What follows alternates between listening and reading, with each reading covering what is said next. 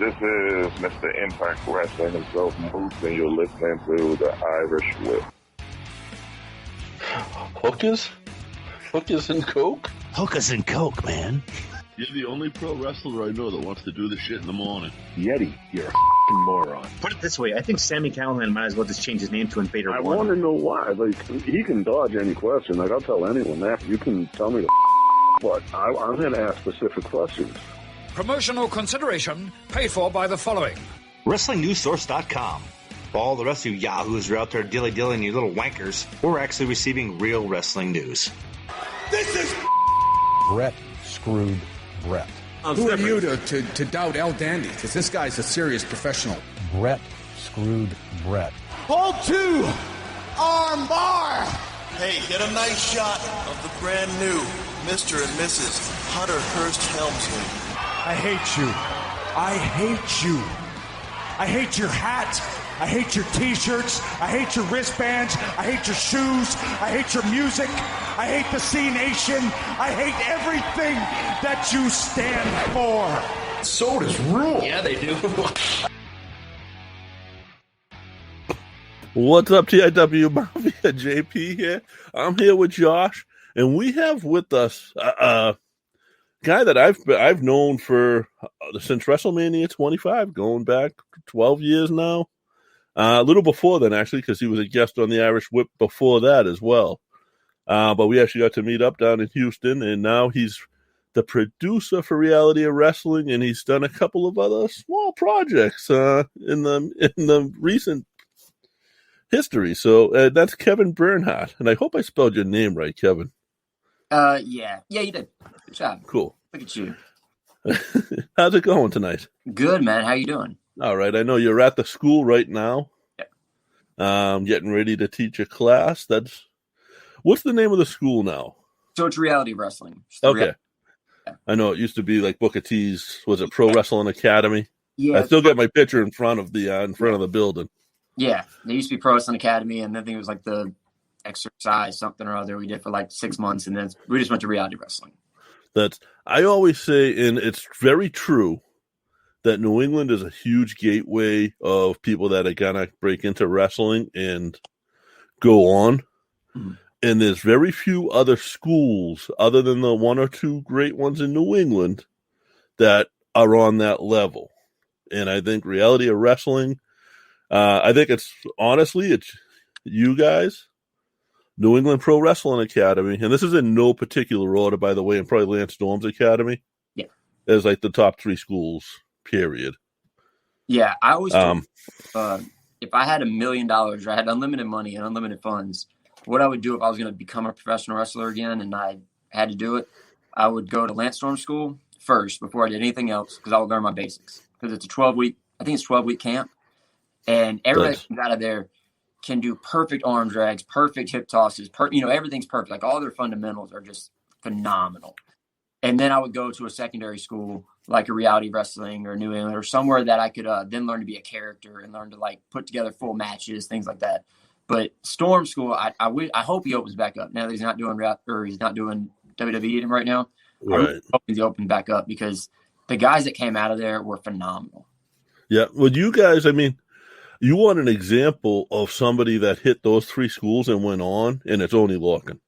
Yeah. Oni was here. He came Oni for a while and just did amazing. But he went to the Storm. Yeah. He learned, man. When he got here, he was already crisp. He started out in New England. He started out at New England Pro Wrestling Academy. I knew who he was. I had set up a couple of shows that he was on, but that was about the extent of it. Then he left and went up to Canada for Lance Storm. And then I'm watching Raw one day, and there he is, and he's next to, I don't think you were there, but Robbie Gilmore was there doing security. And I texted Robbie. I said, get to know the kid next to you and book him. Yeah. And when Oni came back up to New England for the short time in between Texas and his current run with NXT, he came up to me and he was like, so I guess I'm supposed to thank you, huh? I said, you don't owe me nothing, man. I just saw something and I knew I was doing a solid for both of you. So yeah, I was at that same show. Yeah, we were at that one. It was I think it's the first time I met Oni. Was that? Yeah, good kid too. Yeah, he actually is mad. He came to Reality Wrestling. I'm the one that wrestled him. So okay. Nice. It was me That's and a tag match. And Robbie, so that was an intergender match, was it? yeah, right. He's like, I wasn't doing the gimmick right then. I kind of came out of it for a minute, and then I went back. Okay. Yeah, it was just me and Oni. Like, man, he's so good. Yeah, he was solid. I don't think we talked. We didn't, because he got there right as the show was starting. He definitely got crisper going up to Lance's, but I think he was a great character in New England before he left. Yeah. And then his work rate and everything just got so much better, moving. And that's what you do. Like, you can't, I don't think going to one school is the right thing. I think you got it right. No, bouncing around a little bit, going to different companies, going to different places is just so valuable because you're learning different styles, different things. That's what the Performance Center has, too, is it's got different styles, different people now. Right. Yeah, they bring in guys, they bring in guys out of those camps. Do you, like, when you're talking about camps like this, and it's always fun when JP, like, we bring up academies, and there's smaller dojos that start, and it's always fun for people to draw out, like, their tiers of evolution and how people elevate in professional wrestling. Like, one of my questions, like, just listening to you guys talk, and it's always fun when I get to listen to JP. Like, sometimes we just do this, like, we listen to the interviews and they're like, oh, I want to ask this question. Like, investment wise, because everybody, it feels like that when we get them on the show, a common theme with the ones that succeed or are succeeding or have succeeded to that level is that they always got in an open seat. If they were offered a ride, no matter if they were booked or not, and they knew that they were going to have to put the ring together, they still went. Texas is huge for that because you guys would jump in cars and go to Arkansas, all over Texas. Like, you guys all did that. Yeah, I tried to get a Carius to drive up to New England and didn't have bookings for any years, but I knew I could get a dozen bookings for all years. Yeah. So I guess you guys were willing to do it. I guess my question is that still relevant today as you experience, like, pre and post COVID? How relevant is that even today as it was 10 years ago? So post COVID has been a little tricky, but it's right before, and even right now, I mean, this weekend we've got so many of our guys are out on the road just all over trying, because Texas right now does have bookings opening back up and people starting to run shows again, and we've got a lot of students here. And a lot of the ways we do it is kind of when somebody's right there on the cusp of being ready or on the cusp of being ready. It's, hey, find you somebody. Grab one of the guys to bring you in and, hey, you don't have a booking, but you can go and just meet people and, interact. And hopefully there might be something that opens up for you. Normally there does. A lot of times, especially smaller shows, if it's somebody that's a pretty good hand, like if you have a Ryan Davidson or a Gino or a Rex or one of those guys that has a little bit of pull and a little clout and says, hey, this guy's kind of ready, the promoters will say, I think I can find something for him. And they'll kind of just let him on something. Or you might just be setting up a ring, but you're also getting to know people. You're making those contacts, which is so important because this business is all about contacts. One of the best lessons I ever got was doing a Tom Pritchard clinic. And at the clinic, there was probably 40 people there, and everybody was going to Tom being like, hey, here's my stuff, and just like really kissing his ass and going. And at the end of it, he was like, none of you guys have talked to each other. And he started looking around. I think Luke Hawks was there, and there was another guy there. And he's like, this guy owns a promotion. This guy runs a company. This guy is like one of the head guys at that company. He's like, if y'all would just talk to each other and try and impress each other and not just try and impress the trainer, y'all could have 30 bookings tonight, this weekend. But you said Luke Hawks. Luke Hawks is an old for me, an old Texas name. That's like a lash. Same as Lash LaRue. I'm like, ooh. Oh, geez. Like when somebody brings, because he was on our show over a decade ago, so that's another cool name to hear. At it, man. Luke's been at it. He's actually doing so well right now because he's moved from this, side of the world. He's still in wrestling. He's still doing really well, but he's also doing acting and he's doing stunt work. And he was just in like a Jamie Foxx movie. He was in Wolverine. He's doing all these movies, and he just got a bunch of our guys, goes back to that contacts and making contacts with people and making those connections. He got Ryan Davidson and some of the Wildcat guys on that new show Heels, which is coming out with Stephen Amell. It's going to be a TV series on Stars. And he got a bunch of our guys, and he got a bunch of his Wildcat guys doing stunt work now and got their SAG cards and got all that stuff. And it's just making contacts. It's, so you have to get in those car rides. You've got to, and that's when you make those bonds too. Making those. That's huge, getting the SAG cards, because if you're not working one weekend, you make a good stunt double. You can make a great stunt double. You got that insurance coming in now. Right. It's a really good thing if you can do. Thanks for letting me interrupt. Thanks for letting me interrupt because I know, like I interrupt these conversations because, like, you guys are going to talk about stuff, and then I'm going to see things and I'm going to ask questions about and dig deeper, especially when we get into WrestleMania 25. So I'm gonna let you guys continue your thing, and then I'll get into that here in a minute. That was one of the best weekends of my life. So much fun that whole weekend. Like, I forget how long we were down there for, but we stayed with Robbie. And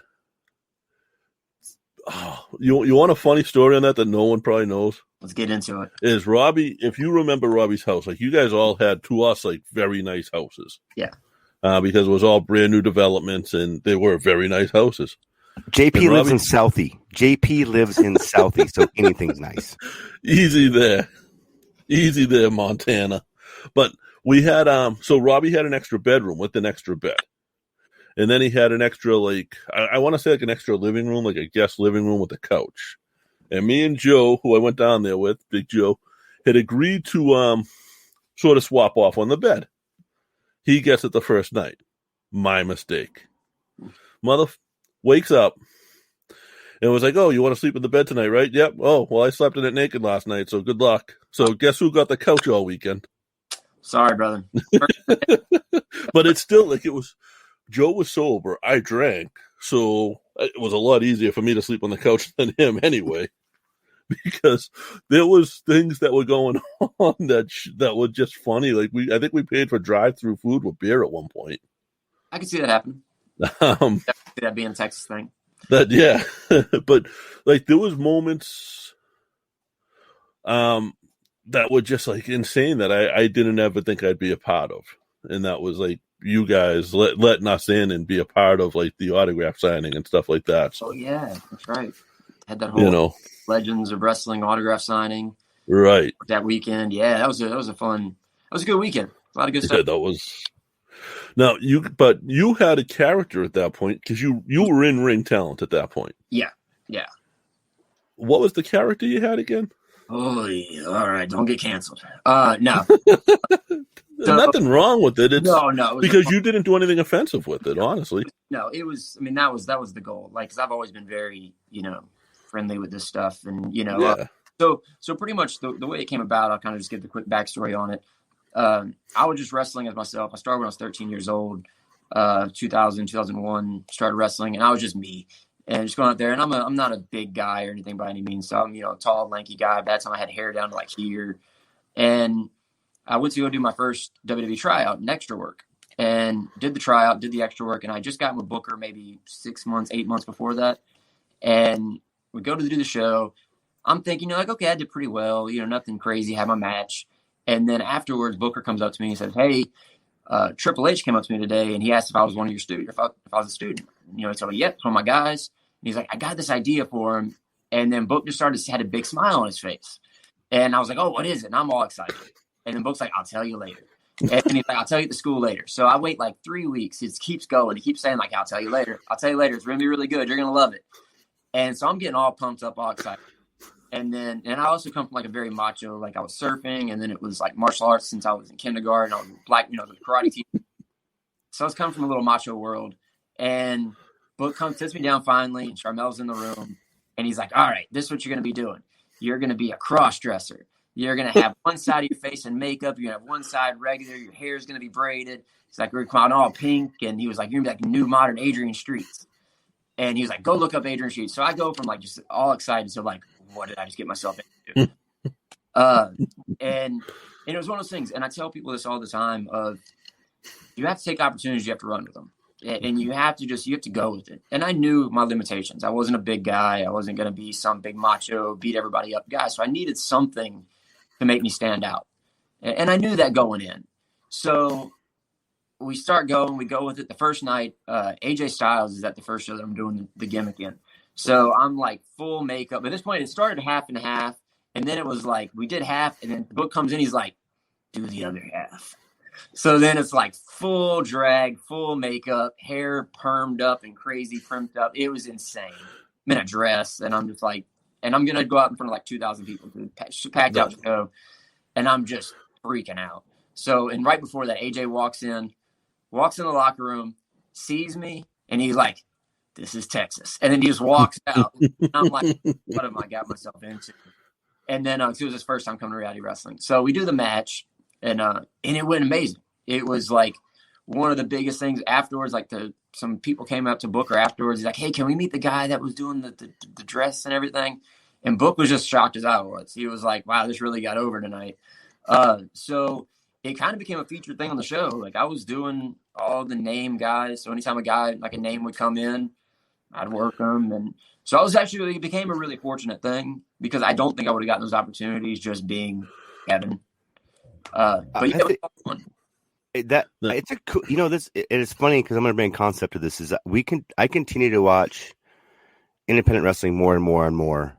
And I continue to get more and more exposed to people like, Edith and Surreal, like somebody that challenges my thought process that I was taught as a kid that was backwards thinking, right? Mm-hmm. It challenges my thought process. And I really feel like that's what this art form is for. That's what this is for, is to challenge that. And it's for me to really look at it and go, what is wrong? There's absolutely nothing.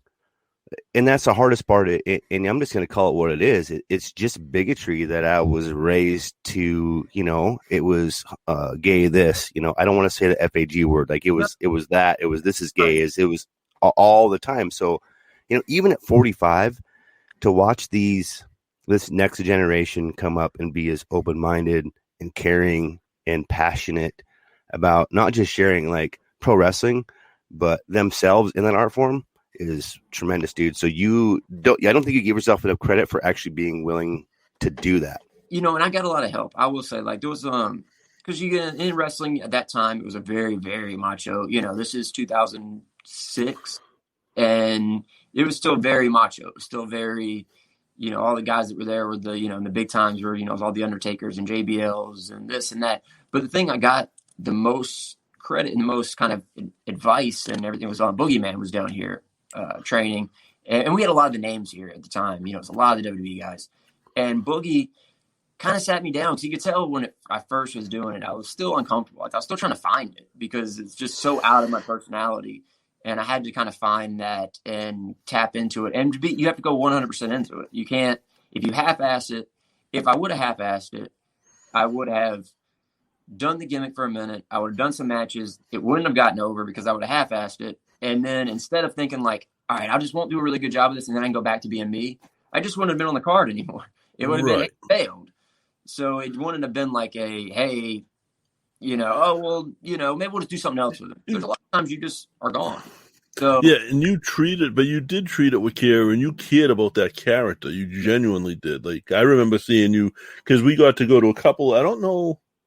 I don't think we did an ROW show. I think he just did the signing that weekend, if I remember right. But we definitely went to a couple of the indie shows that you guys were on. And, like, you could tell you cared about that character.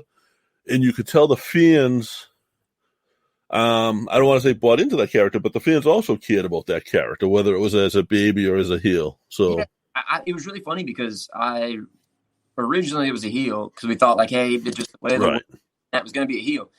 But really quickly, because it was entertaining, because as long as something's entertaining, people don't care.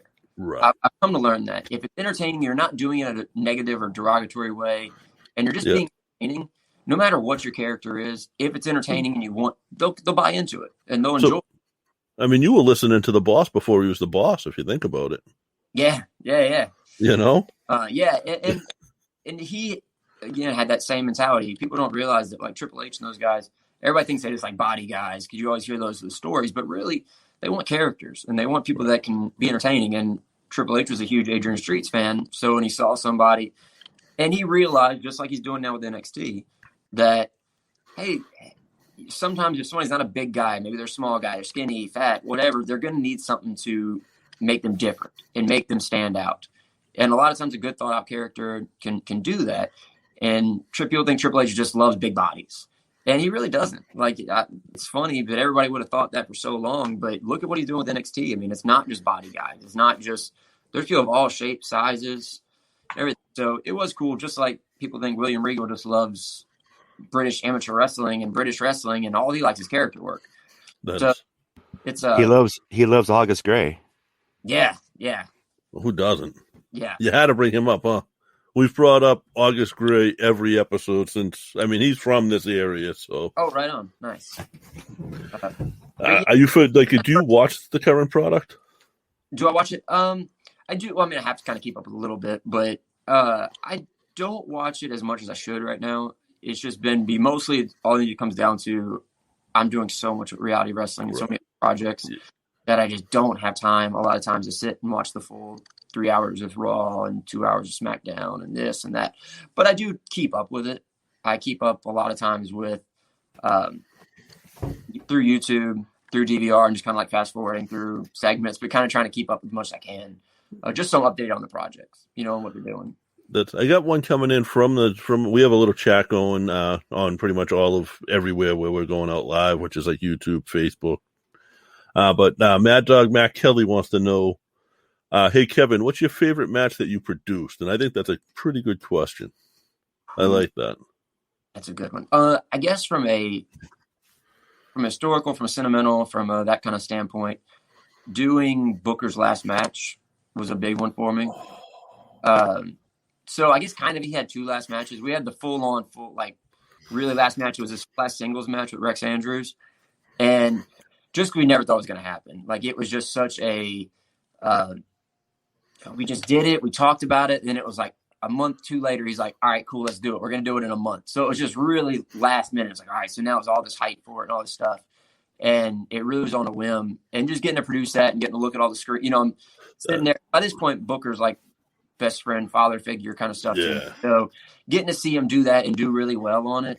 And because I know there's some nerves and some jitters of it was going to be great. And that was really, really cool.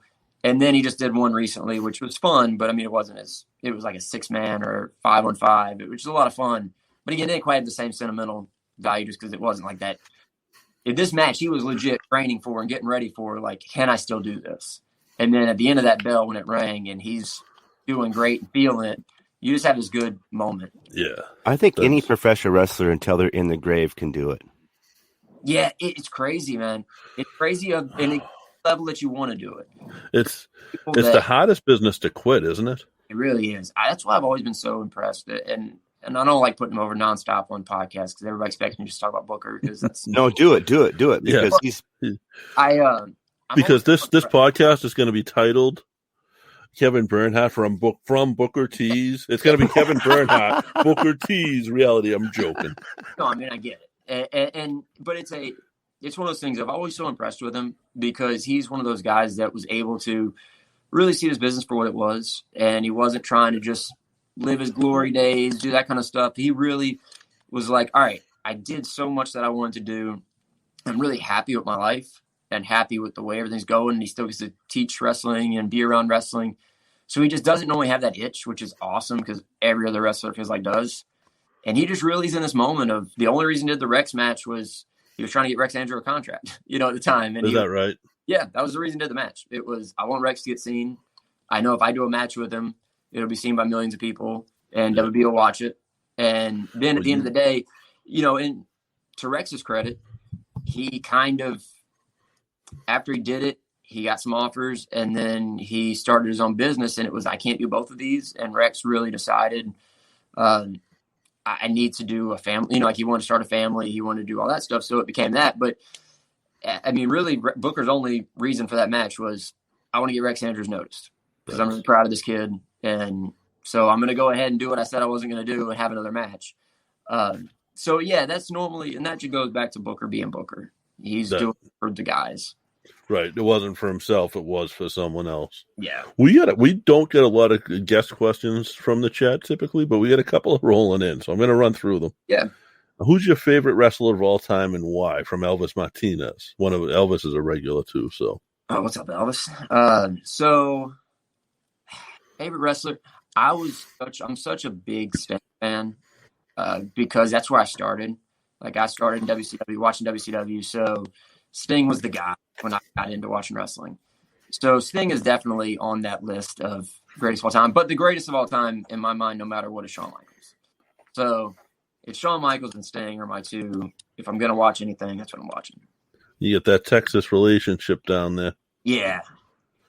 And Joe Salenza wants to know, who were the people that inspired you to get into wrestling? Can I assume it was Bookrt T? No. No, no, it really wasn't. I was a big Bookrt fan in WCW doing all this stuff, and always really big about his work. And of course, I love Bookrt. I mean, that was obviously. But for me, my biggest inspirations were the same. It was Shawn Michaels. You know, I thought he was an amazing wrestler. And I know it's not always the most popular opinion now and everything, but the reason I started watching wrestling was, well, there's two reasons. It was the day after Hulk Hogan turned heel, and my best friend was over, and he said, "Hey, you got to watch this wrestling. You know, Monday night's on. You got to watch it." I never watched wrestling. Man, I'm so old. But that was like, you started watching. You've been in the wrestling business since you were 13 years old, and you started watching wrestling the day after Hulk Hogan turned heel. Day after he turned heel, and dinosaur. JP is the word you're referring to. It's dinosaur. Yeah, I did. It was just something that didn't come on. Like, we didn't watch a lot of TV. I grew up in the South. I grew up in Louisiana, and it was just outside all day. So we just really didn't watch a lot of TV when I was younger. And my friend was over, and he's like, "You got to turn TV on. You got to turn wrestling on." And the first match I ever saw was Rey Mysterio and Dean Malenko.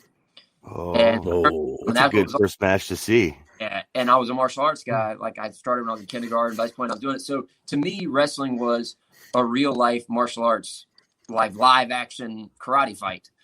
You know, you got guys kicking, flipping, doing stuff. And I turned WCW on. To me, it's a karate fight. You know, so I'm thinking this is the greatest thing. And then Hogan comes out. I think it was like maybe the next week, cuts this crazy promo, and I'm hooked. So really, Hogan, Sting, Shawn Michaels are kind of what got me, because once I then flipped to WWF at the time and saw Shawn for the first time, it was blown away. Like, this is wrestling. Now, Mike Farrell, who Mike hosts Chaos Theory podcast, they're great. He's out of Texas. Oh, right. I think he's a little further south than you, but he wants to know if you guys have a relationship, any type of relationship with Mission Pro. Yeah. A bunch of our people are on Mission Pro. And I went down there and helped with one of the shows because Thunder's doing her stuff. And Thunder's been here a ton of times. She comes training down here. Thunder's amazing. Thunder Rose. How genuine of a person, everybody talks highly of her, but I guess that's my judge of people that are in this business to do the right thing, is how much they give back. And that's all I hear about her. All she does. All I hear about her. Yeah. So many of our girls right now that are doing AEW are because of Thunder. She just got in the company. She just got there. The first thing she did is she's hitting the office up being like, "Hey, can I bring 3 girls with me?" You know, and it's just, that's awesome. You know, maybe not to work or anything. She just, "Hey, can I bring some girls with me? Hey, I got a couple girls that I want to bring down. Is there any way they can get a shot?" You know, she's just from the day one.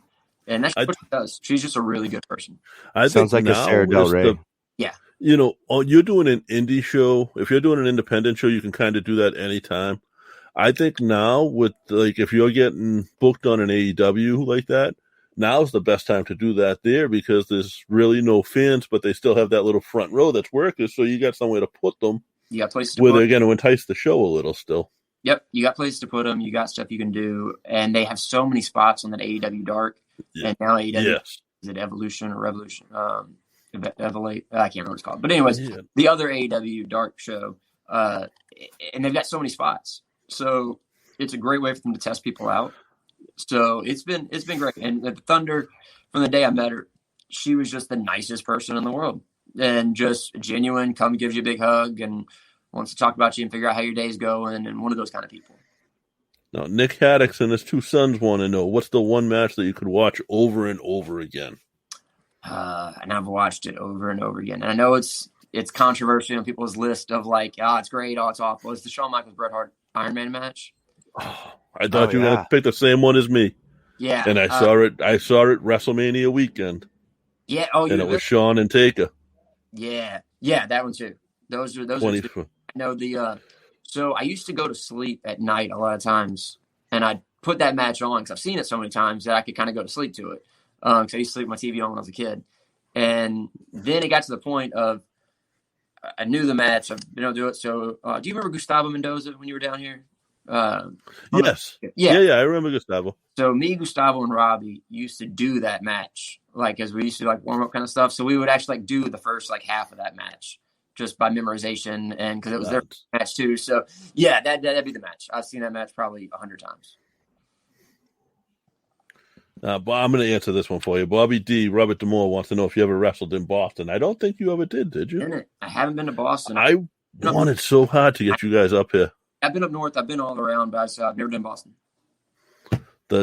I had a plan for you guys, getting you guys up here, and I just never was able to just get a couple of bookings here and a couple of bookings for you guys halfway, fill a car up, because you tell a group of wrestlers, and not all of them, there are people around here that'll be quick to jump in any car. Yeah. But you tell a group of wrestlers around here to jump in a car and drive to Texas, and they're going to be like, no, I need this and this and this.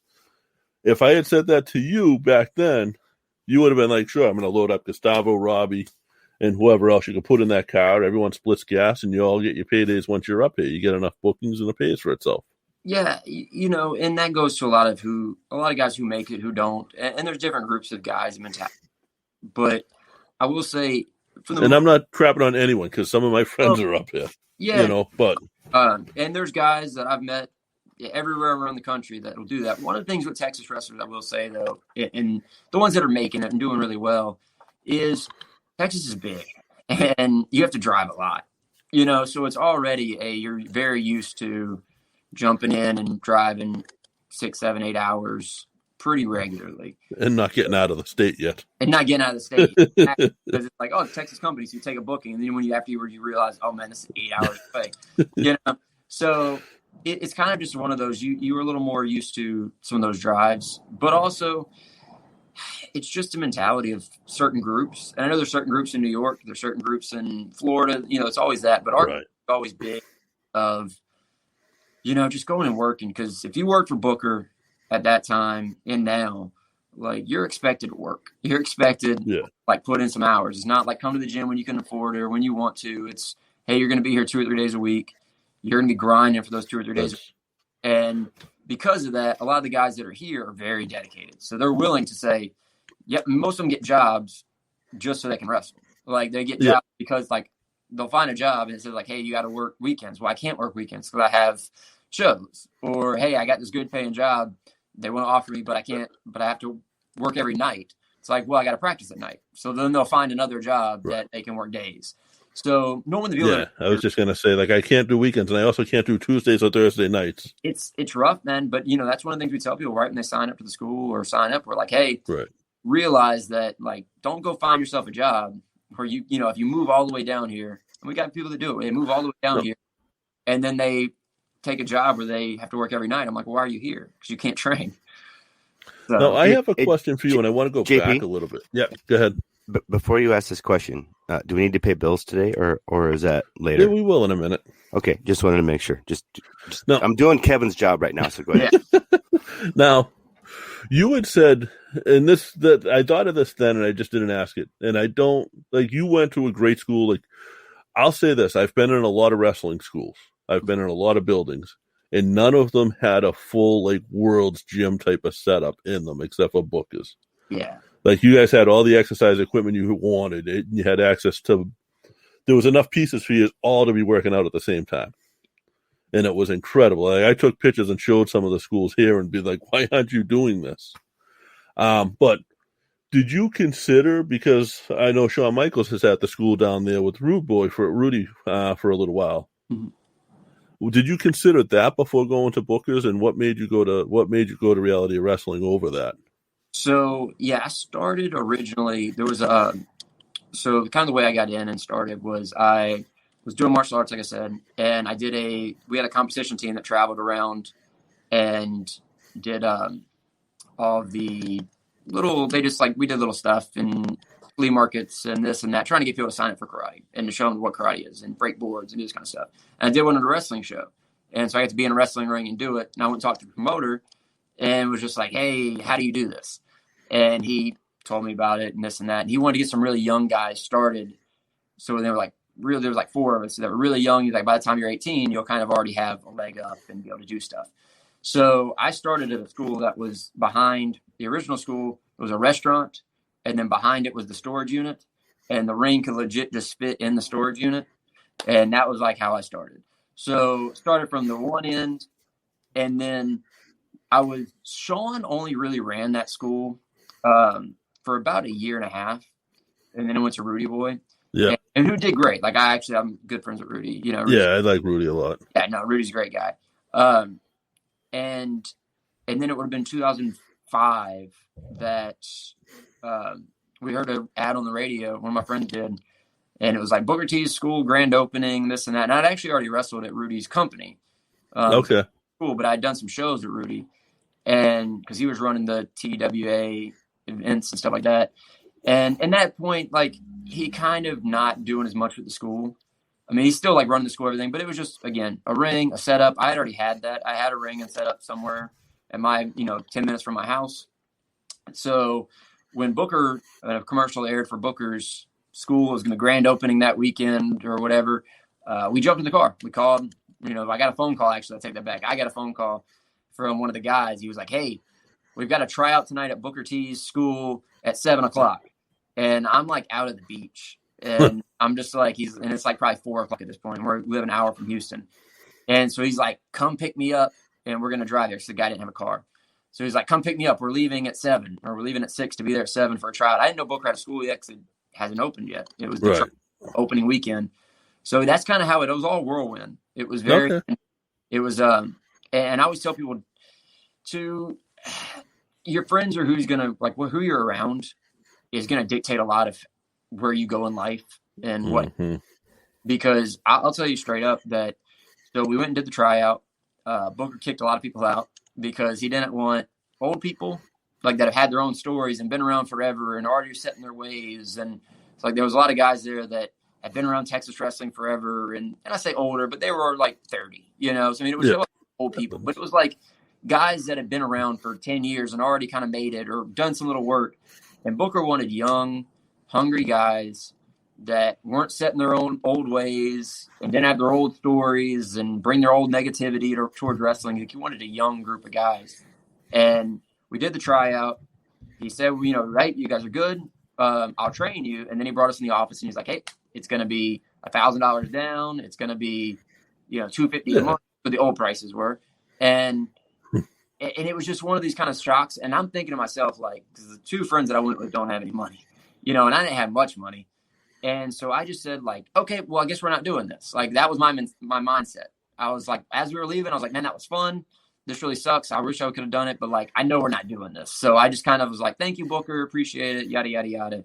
Walk out. As soon as I sit in the car, my friend's like, man, I can't wait to come back. Man, like, are y'all ready we can start Monday, right? And in my mind, yeah, let's start Monday. Because I was going into it ready to be like, nah, this was stupid, because I was in that old mindset. And again, it goes back to the old mindset. It used to be, if you've been trained, if you'd gone to a wrestling school in the old days, then you didn't need to get retrained.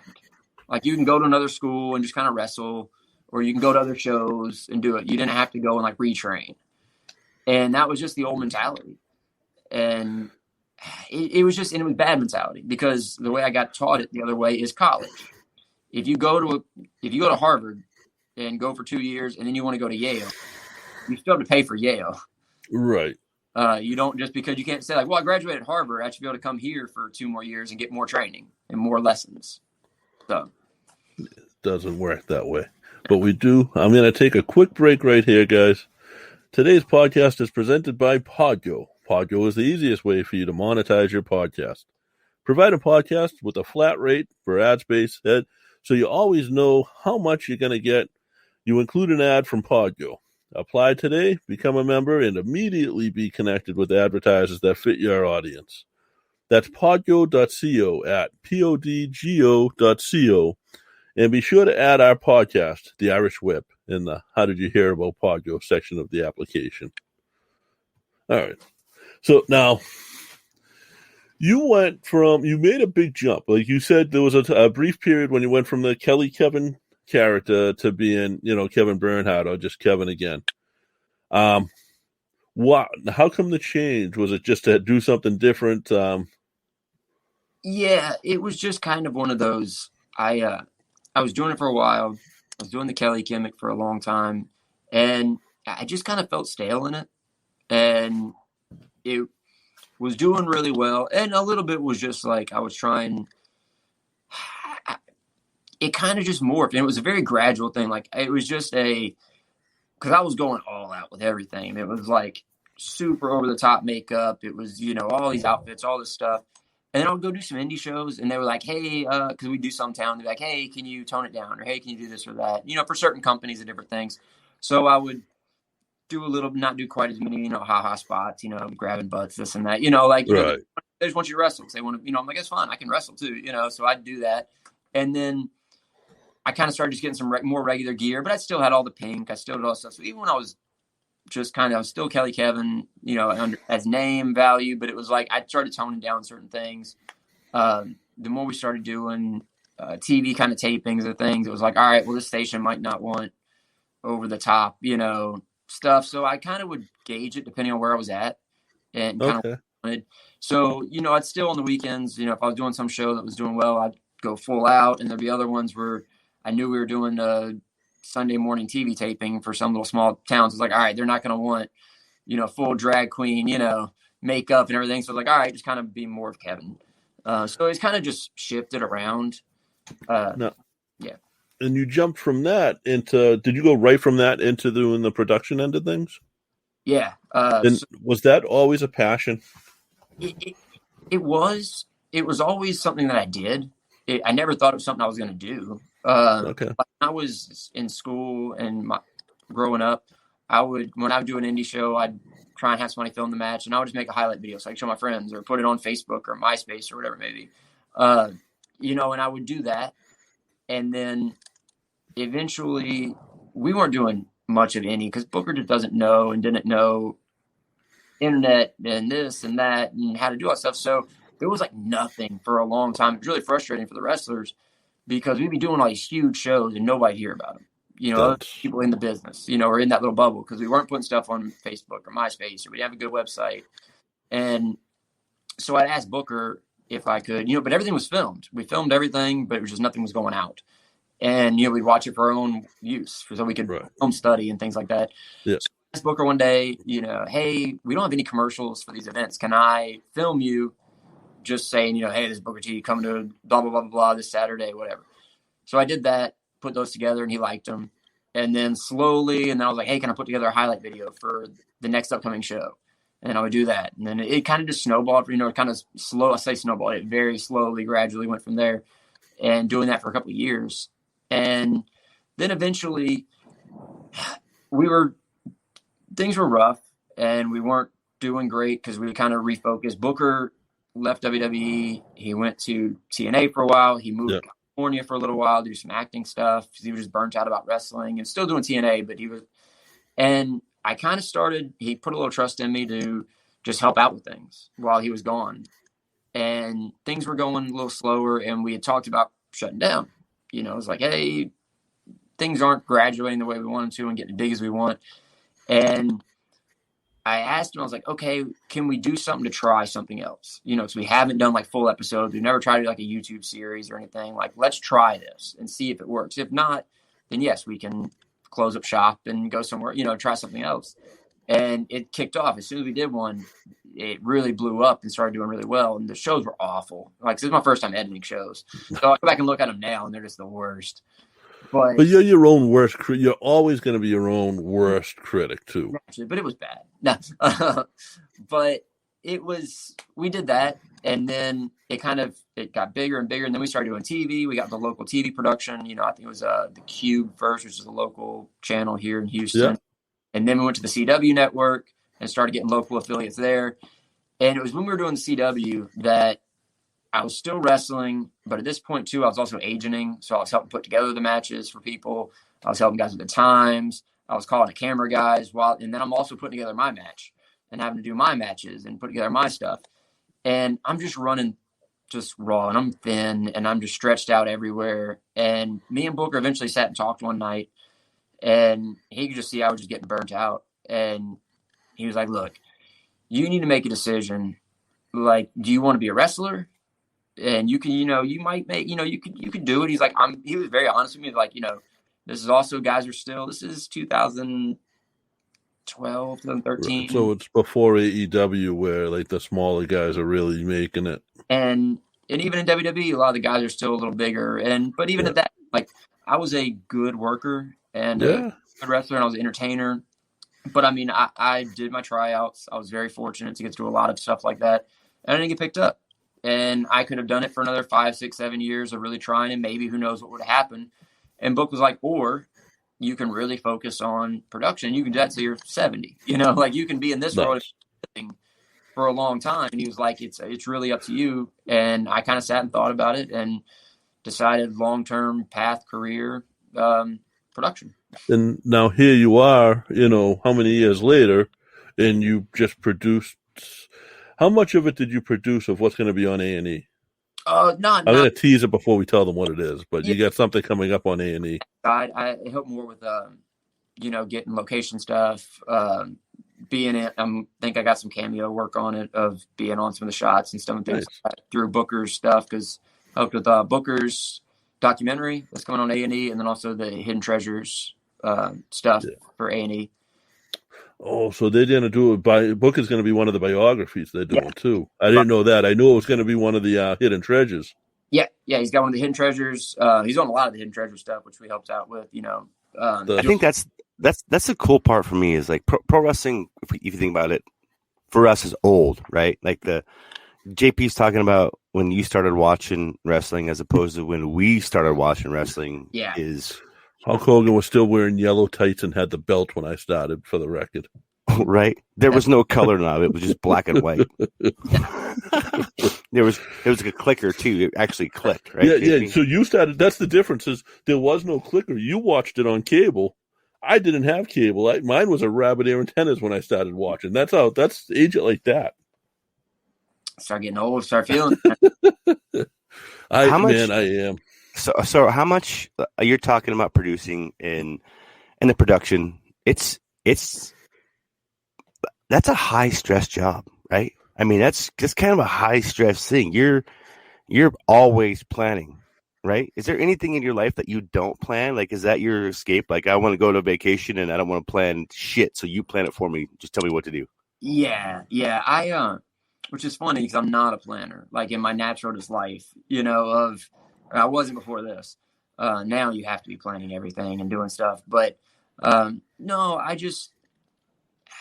it's a stressful job. It definitely is. But at the same time, I tell people all the time, like, I love my job. Like, I wouldn't do it. Like, if I could pick any job, if I could tell my 12-year-old self, like, hey, this is what you're going to be doing one day, like, I never have believed it because I get to have met all my heroes. And luckily, in meeting all your heroes, there haven't been many I didn't like. So many times they say, don't meet your heroes and all that stuff. But, man, everybody's been so great to me. And it's been a really good thing. So it's a super stressful job.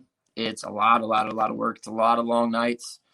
But at the end of the day, it's wrestling and it's something that I love doing. So editing wrestling all night is still working on wrestling, planning wrestling matches and planning out guys' angles and working with talent all night till 4:00 in the morning. Some talent calling me, asking me some random questions. I can't sleep at night. It's still wrestling. It's still talking to your friends and talking to your peers about the business and about something they can do. So though it takes up and drives girlfriends and, all that kind of stuff and family crazy that I'm working all the time and there's always a phone call coming in, or to me, I would have my friend call me anyways just to want to talk shop about wrestling. So it's doing it in a productive way. So I don't mind it too much, but I also know why, Bruce has had 6 heart attacks. It's a right. job. Which, by the way, shout out to Bruce. He's the guy that probably taught me more about production than anybody in the world because he was down here for about 5 years before going back to WWE. And he was down at Reality Wrestling, and because he lived here and about 10 minutes away from the gym. So he's the guy that helped me learn how to deal with talent, how to produce, how to do that stuff. Bookrt taught me the wrestling side. Bruce taught me the TV side. I guess that was going to be my question is who have you, like you talk, it's always, this is the question. This is always fun for me because every time we have somebody on, they always talk about get the phone calls. You're willing to talk to this. If you can't say it, don't. Mm-hmm. And sometimes they don't, but like, who's your phone call?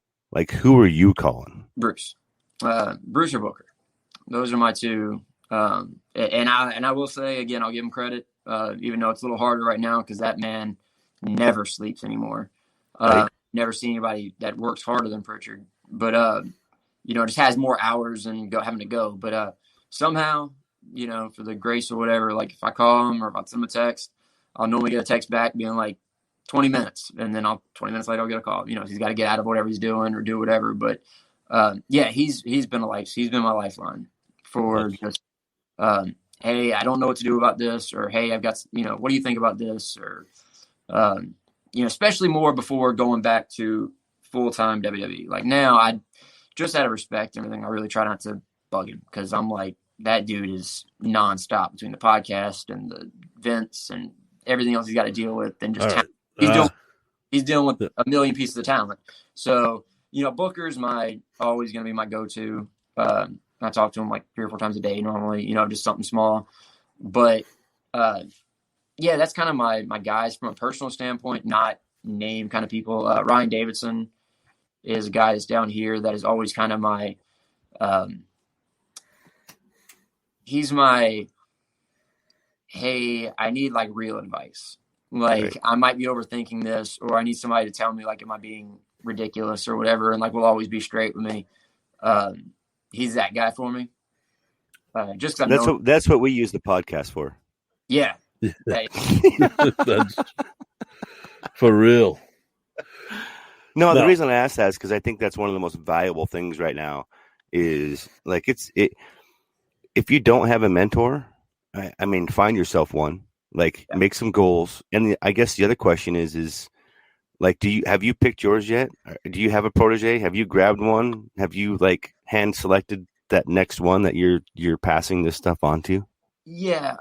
So I have a few people that, because with the school and everything, one of my biggest goals, and it was really hard. This is something that was a really, really rough thing for the company and everything a few years ago, that we had some negativity at the company. We had some people around that were just always negative, or people that were in charge of some stuff too, that were people just didn't want to be around, or, was always complaining or whatever.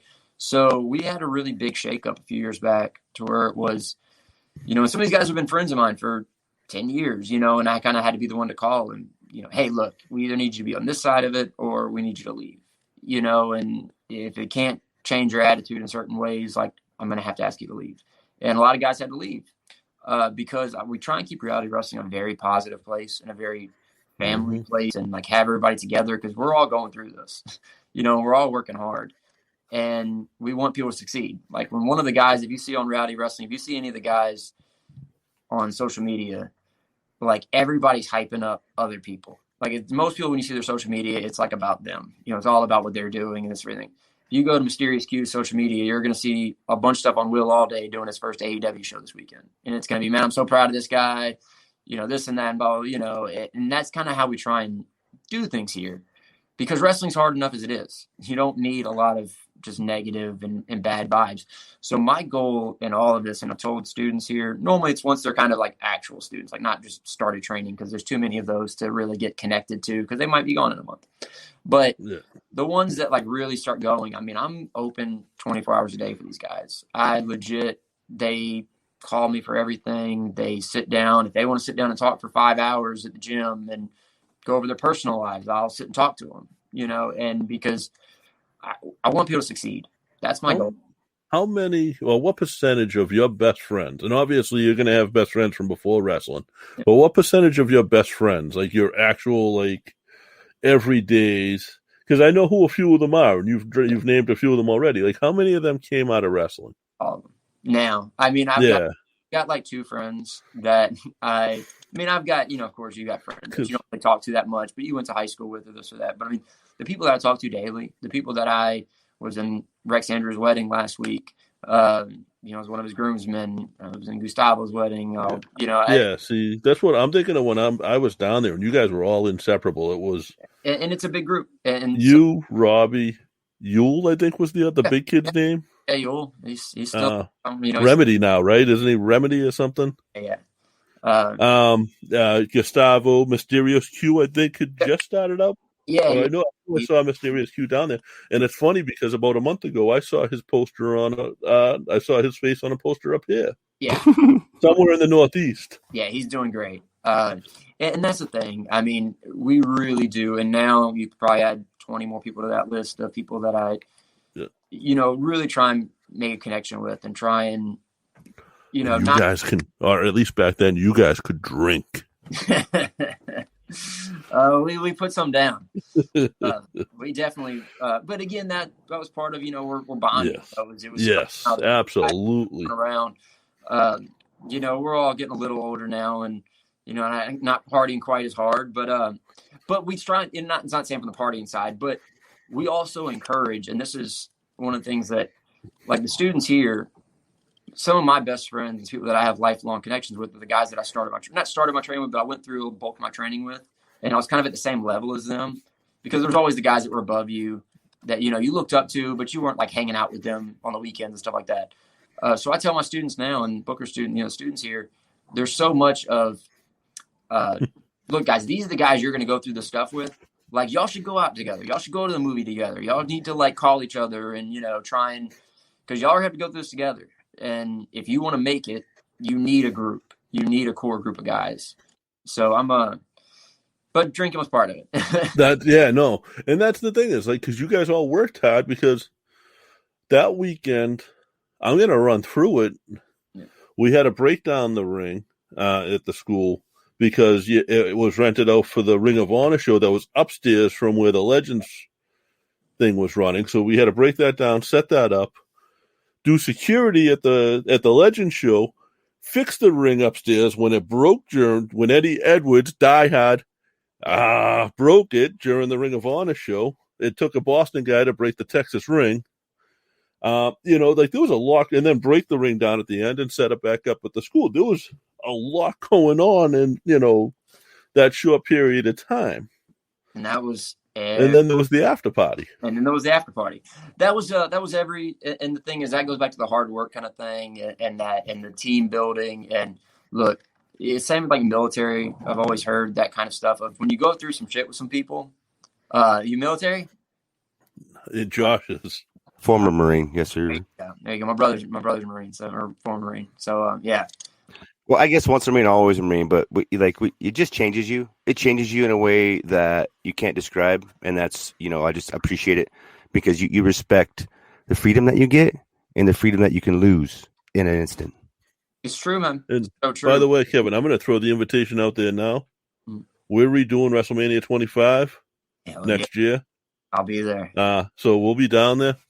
I'll be there, brother. And there'll be a group, so we're going to have, I know, I don't drink as much as I did back then either, but we'll definitely throw one or two back. We'll have some. Yeah, but that was what I was saying too with that part of it is our normal schedule, and we did every 2 weeks, we did shows, I think it was at the time, and we had a storage unit, so we had to take a U-Haul to a storage unit at 5 a.m. We picked up we had to load the storage unit or load the ring into the ring truck, drive to the show, set up all the lights, set everything up, do the show, then tear it all down, drive it back to a storage unit or drive it back to the school, put it back up. And so we'd start our day at like 5 a.m. and we normally get done around 2 a.m. Like that was a show day.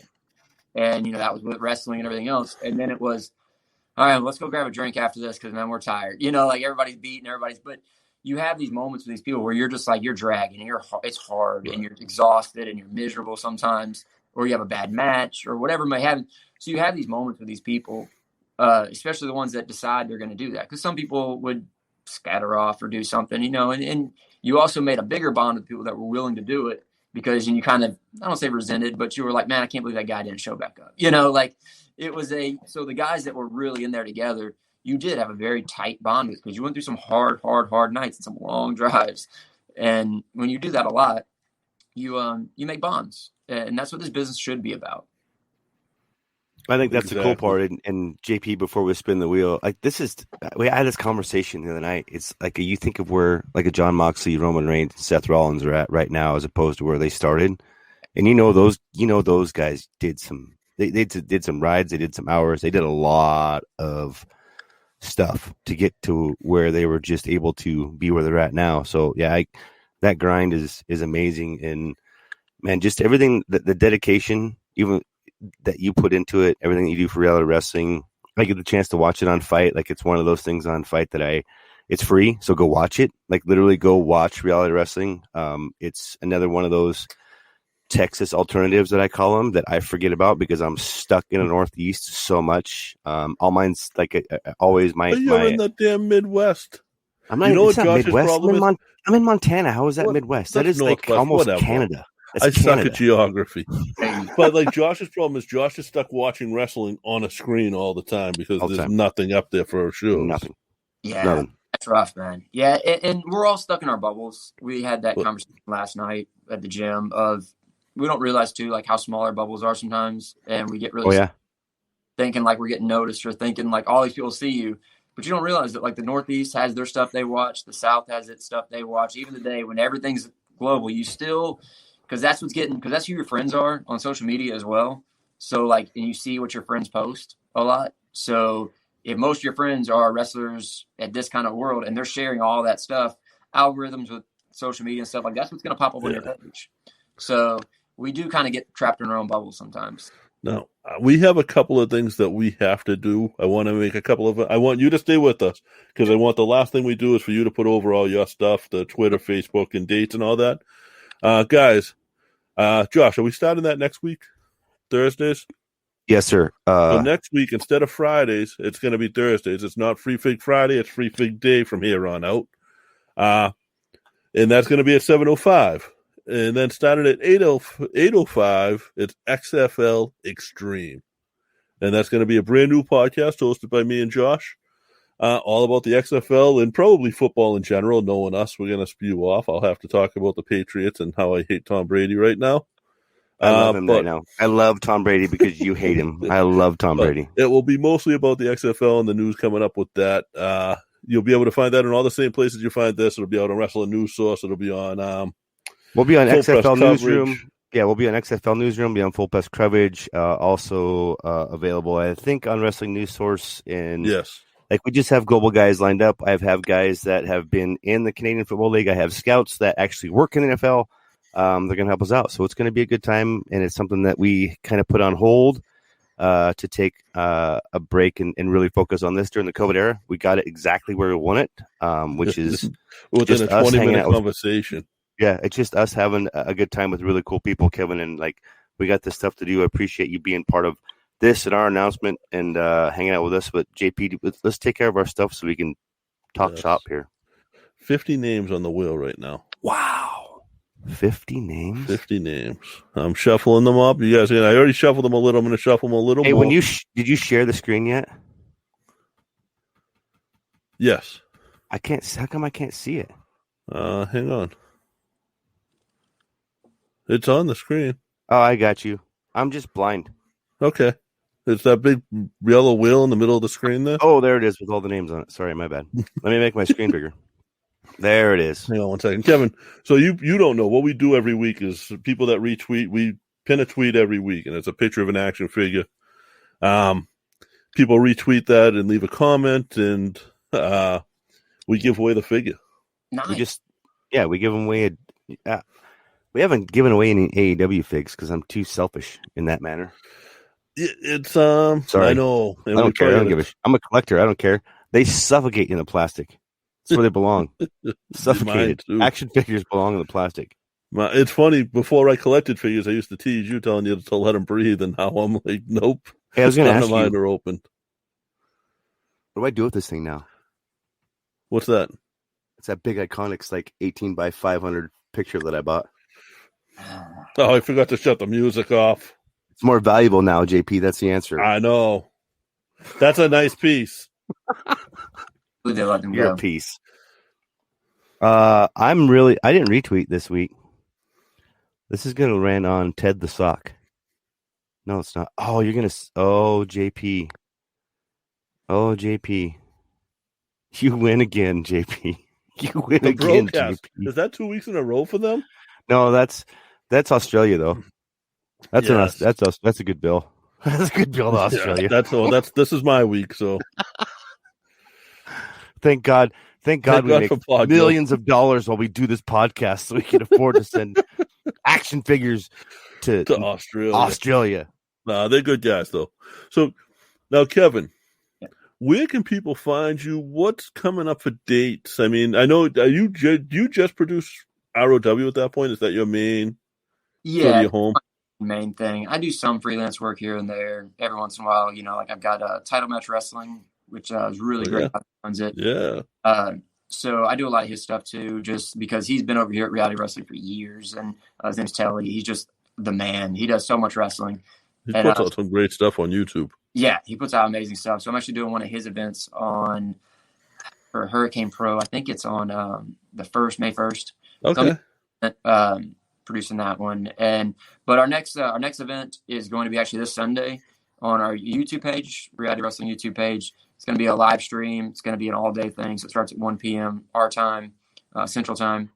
So and it'll be going probably till about 8 or 9 p.m. So it's a one-night tournament.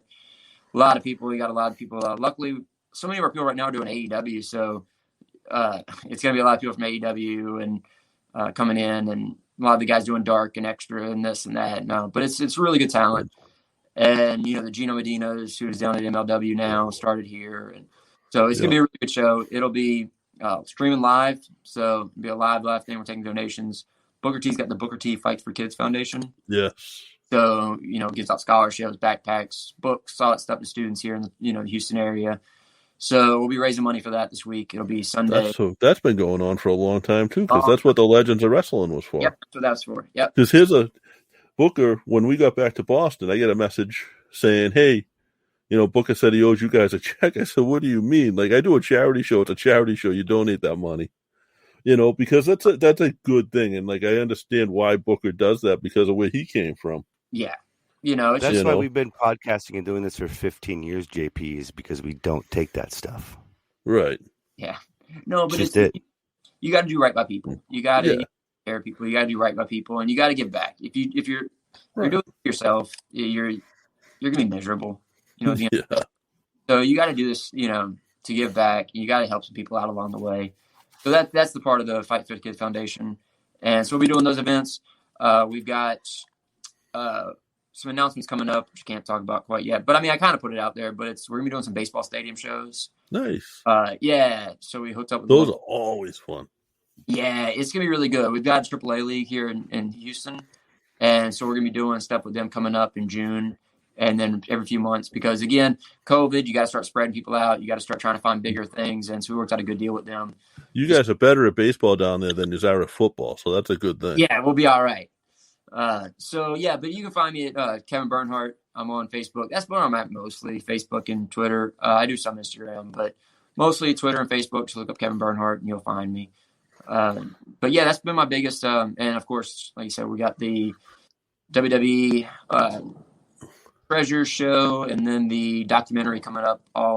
That's huge. When you posted that, I was like, oh man, like I met you the one weekend, but we knew each other a little before that. You had done the show. Like, I consider you a friend at this point. It's been freaking so many years. Like, so when I see you doing things like that, and I know that's where your heart is now, I'm like, yes, like, that's you. That's your contract. Yeah. Yeah. You know what I mean? I really made a decision years ago, and, I kind of, I guess, wrap up on this, but it was one of those things of, I was kind of given those choices. I've been really fortunate, especially doing the production stuff. It was like, hey, what direction do you want to go? And my goal was, like, do I want to go to WWE and be a intern or be a under, just kind of a very disposable person, whatever, or do you want to try and build something of your own and like make it yours and do? And it's kind of the Von Erich thing. People are, to me, what's your level of success? To me, like the Von Erichs were making great money. They were, and again, I know in the tragedy and stuff, but I just use them as an example of right. Oh yeah. They were stars in their town. Everybody knew who they were. They didn't have to go like be worldwide phenomenons to be successful in the right. park. They were their own machine. They didn't need a machine behind them. Exactly. And to me, like when I was like, do I want to try and go that route and get the job doing the WWE stuff and just go? And it really didn't intrigue me much. Like it's not my goal. My goal is like, hey, if I can help build something and be a vital part of it, and it's something that I can not say be my own boss, because of course me and Booker, I got to answer to Booker. I still got a boss. Right. But if I can be in charge of what I do and create something versus just be a spoke in the wheel and get thrown away one day, that was my main goal. And now kind of starting to get to that point because I can kind of call some of my own shots and I can take what I want to take and do what I want to do. And it's a lot of work. It's a lot of hours, and I could probably make way more money going and taking that contract. But I'm happier doing this, and that's kind of what's your level of success. And happiness is my success. If I'm making a decent living and I get to be happy, and that is it. Help somebody too. And like right now, my goal for anybody watching this, go to Reality Wrestling, retweet one of the guys, do something like that, because my 2021 goal had nothing to do with myself. My 2021 goal that I put out there for the world was I want more of my guys seen, to be signed, and to get opportunities. So my workload recently, which I've been really paying off, it's awesome because I got Will Allday and Alex Gracia and Allday is so good too. All these people, I've been working with them nonstop, being like, hey, let's get them on AEW. Hey, let's get them on WWE tryout. Let's get them on NWA. Let's get them, just making those calls and helping them. I think Allday's worked a couple of shows up in Boston, right? Yeah. He's done a couple of the Beyond Wrestling shows. Yeah, he's been doing that.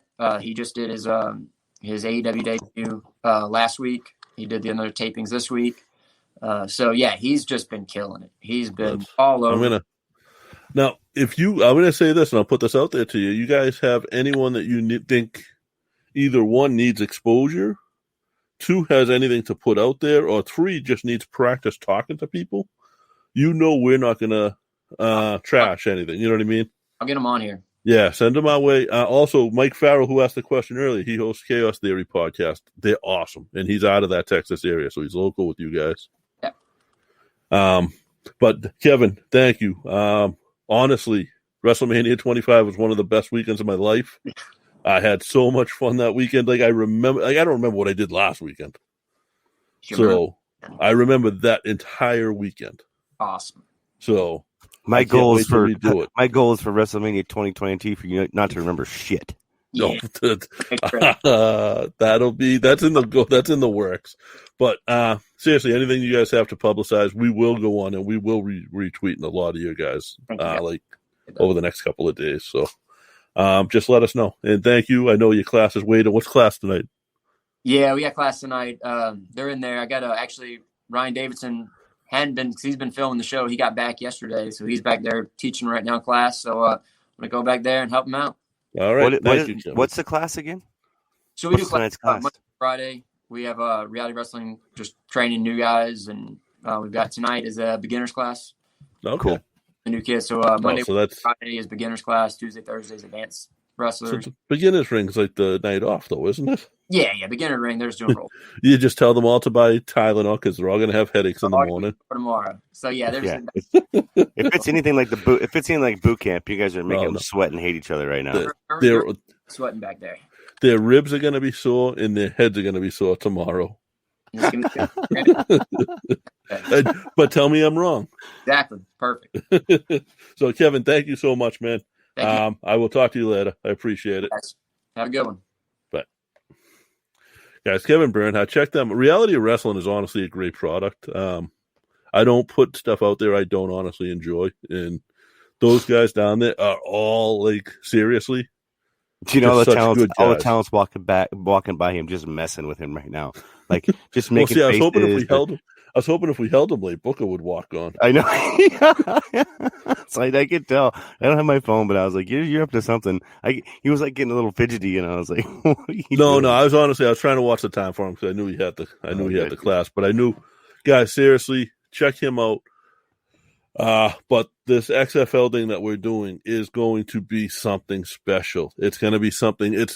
This is fun for me and Josh. I love talking wrestling. I love when we get guys like Kevin on or Knuckles, or it's just me and Josh, or me, Josh, and Timber. What exhausts us is talking about the pro wrestling on TV. What we love is talking to people in the industry. That's what makes this the podcast that everybody loves. That's the way of putting it. I don't watch the television product. I watch pay-per-views at this point. Yeah, it's too much. There's a lot out there, and honestly, I'm more interested in watching the people that I wouldn't honestly support otherwise get to the next level. So when they're there, and I'm old like Rucker, I can retire and do whatever I want. What shirt? Oh my God! So Timber's gonna have that shirt now. That's amazing. Oh my gosh! Are you kidding me? That's awesome, dude. When I got that, I was like, "Oh, Josh is gonna be so mad." That's okay. That'll be a good one. See, I'm looking at all this stuff that as a good sign now. So it's basically. I mean, we're gonna break this into. There's nothing that the XFL is going to be fun. I mean, there's a Discord channel that we may share, may not with you guys. I don't know. It's pretty brutal. Like these, we'll find another one. What I'm telling you right now is like CFL fans do not like XFL fans at all. And there's a good chance those two companies merge. Here's what I know, and here's what I can tell you from the channel is that they have gone from not really just plans, but talks into plans. So there's not just talks that are happening, there are plans that are happening at this point. It's really just a money thing. You know what's funny? If you I watched much JP was it Ballers on Showtime? Yes. On HBO with The Rock. And Yes. this is basically what's happening right now. Yeah. Let me give you this, JP, and this will be the XFL fun, okay? Can you just imagine, for instance, if the CFL decided to just play fun and not really sell the league, but do sell the league to somebody? Just or stupid. at least give rights to American teams. Something like that. It's just and agree on the rules. I don't know. I mean, look at the American League and National League of Baseball. They're the same league. They're the same. It's both Major League Baseball, but they have slightly different rules. Exactly. And I think that's what's going to end up happening. And you may or may not get that'd be kind of cool, right? As opposed to the DH or not. You could change things. You could change overtime. You could change kickoff. You could change downs. You could do. There's so many options. So many options that are available right now. Sorry, everybody knows The Rock is an actor. Everybody knows The Rock is a wrestler. The Rock, before he was a wrestler, was a football player. Yeah. The Miami Hurricanes, not a small team, not a Division IV team. He went up in the CFL. He tried out for the CFL team. Like he was up there. He knows what he's doing.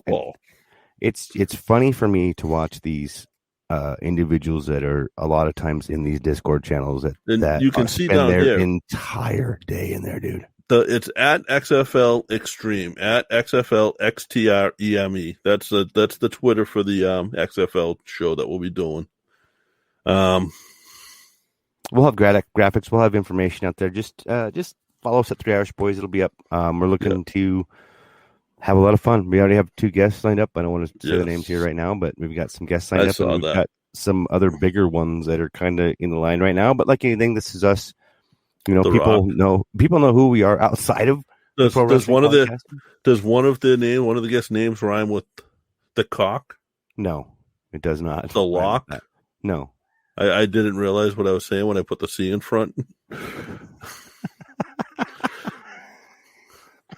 Can you smell what the lock is cooking? No? No. There's no saying like that? No. Oh. So, as always, I think we're done, right? Can we call this?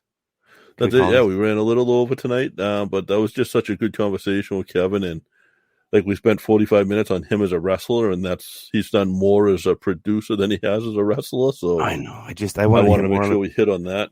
It's so hard to. How do you like? And I wanted that Triple H story. Dude, how cool is that? Like Triple H gave him his gimmick, and that was DX Triple H. I think that's really cool that he was willing to go out on that limb. Give some advice, right? Yeah. You know, it's the same thing. I think when you're in a situation like that, and Triple H is always going to get a bad gig, man. But he is just one of us. Like he is just one of us. Everybody forgets. Like Nash and Hall before we went to WCW, he broke it. He's the one that did this. He's paid the price. He's the one that was not the King of the Ring that year, and why Stone Cold got it. So, man, I think he's humbled himself enough, and I think he's still wild enough to understand that when he sees a kid, he knows when somebody's willing to do it or not. He knows what it takes. Like if you're in that office, just like Kevin said, it says, okay, it's going to be $1,000 down, $250 a month. And the kid that says, I got it, I don't care what I'll do. I'll make the money in the next weekend. The kid that does that is the kid that you're going to do that with. So yeah, absolutely, man. I think if you want the information, you got to show that you want it. I think we're exhausted. Yeah, check out Reality of Wrestling. Sorry, Josh. I know you got a lot going on at home. No, too. I don't. I have 3 yarns. That's people taking 3 shots within a matter of probably 5 minutes right now. Reality of Wrestling. Check out Kevin Bernhardt everywhere. Like he said, retweet the young kids there. Like Rex Andrews is something special. Rex isn't a young kid anymore. He's been around for a couple of years. He's something special. He's something fun to watch. Guys like Gustavo that he brought up is extremely fun.